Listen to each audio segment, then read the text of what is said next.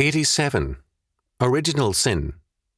Chalcedon Report number 149, January 1978. The essence of original sin is its declaration of independence from God and its claim to autonomy. Genesis chapter 3 verse 5. Man denies all superior authority and declares that, as his own God and final court of appeal, he will decide or, quote, know, end quote, what constitutes good and evil. However, because man is a creature, his life is one of radical dependence on the physical world and air, on his family and friends, his social environment, on institutions and society, and much, much more. But, supremely, he is dependent upon the God who creates and orders all things. In particular, the family and marriage are strong areas of dependence and interdependence. For this reason, the family and marriage are savagely attacked by humanists, because they so eloquently witness to this fact. Modern philosophy has a long history of hostility to marriage and women, of which Schopenhauer, Nietzsche, and Sartre are only more conspicuous examples. Men may dominate their wives unjustly, but even in their sin, they cannot hide from themselves their deep dependence upon them. As a result, sinful men have always either ridiculed marriage or sought to suppress their natural dependence on their wives by an unwarranted domination to conceal their dependence and need. In the biblical sense, authority does not diminish dependence. The greater a person's authority, the greater his dependence upon all who are under that authority. The increase of human authority and power means an increase of dependence. The refusal of man to face that fact means tyranny. The dependence of a head of state on those around and under him is a very great one, whereas the dependence of a minor clerk on others is not as critical or extensive.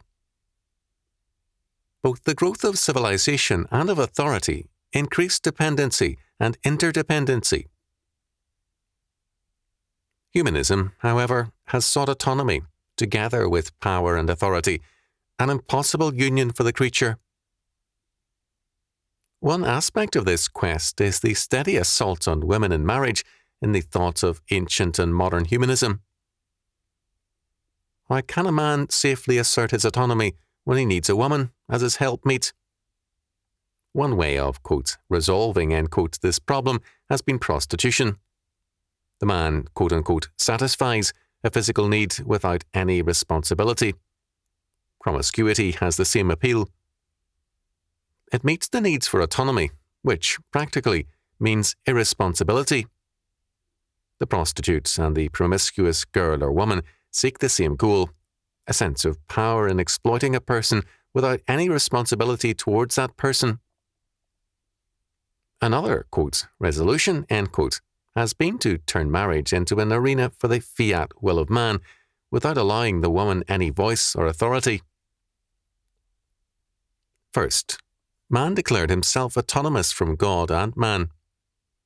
Second, he declared that the universe is autonomous from God also and represents merely the blind product of evolutionary chance. This view made autonomy a constituent and basic aspect of reality.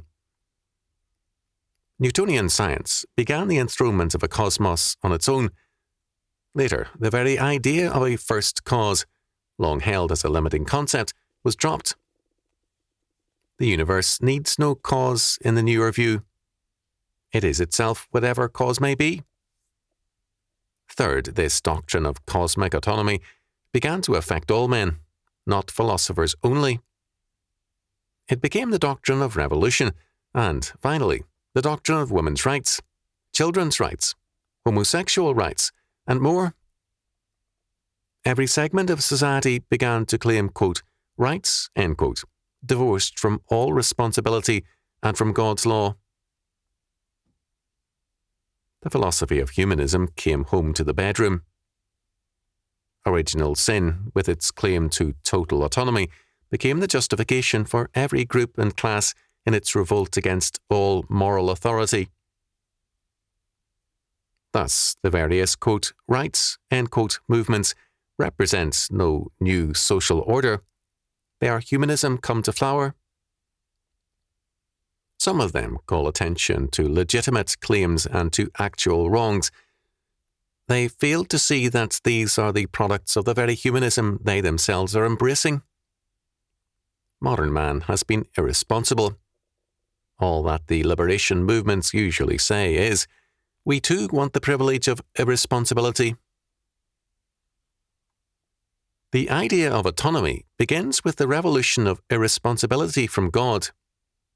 It ends with a world of warring and irresponsible peoples, each of whom is God in his own eyes and seeks his or her own advantage in contempt of all others. Humanism becomes logically the philosophy of a well-educated prostitute who has declared, I don't believe in having a relationship with expectations and requirements. Anything that breaks down inhibitions is good. I've experienced myself as infinite, and as God, and as the universe. Peter Whitaker, The American Way of Sex, New York, New York, Putnam, 1974, pages 147, 153, and 156. Not surprisingly, the best-selling books now regularly promote, in fiction and non-fiction, this whorish faith of looking after number one. And number one is not God, but the individual. A world of millions of number ones is a world of lawlessness and total warfare. And why should not women and children buy this faith when schools, pulpits, politicians, courts, films and television promote it? Autonomous man is the man of the fall. He will only change when he is regenerated by the power of God through Christ. Either every man is king or Christ is king. These are the two logical alternatives. The end result of autonomy is hell, the realm of total isolation and of no communication, where every person is his own universe and man is in everlasting self-communion. The borders of his life are forever closed to God and to other men. The end result of the life of faith in God and obedience to Christ the King is full communion with God and man, the perfection of interdependence and love. The borders of the lives of men and nations are closing, and all hell rejoices as more men embrace the prison house of autonomy. But we need not fear, though the earth be removed, and though the mountains be carried into the midst of the sea.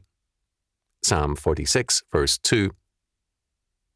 Not even the gates of hell can stand against our conquering King. Matthew chapter 16, verse 18. This is a time of decay and defeat for the enemy, but a time of opportunity and conquest for us through Christ our King.